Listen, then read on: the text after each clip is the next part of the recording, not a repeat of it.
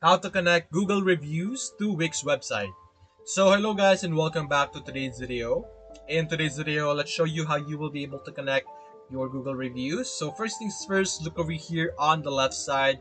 You have your different features. So simply click on apps over here or look for apps.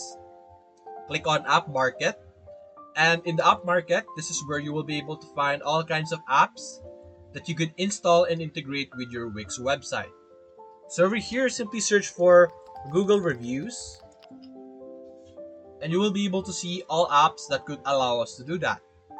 So over here, as you can see, you have all kinds of options over here. So simply pick one that you like the most or look for the one that has the most reviews, the best reviews, and simply open this one. So for example, this one over here, open the specific app and click on add to site, and then you will now be able to connect your Google reviews together with your Wix website.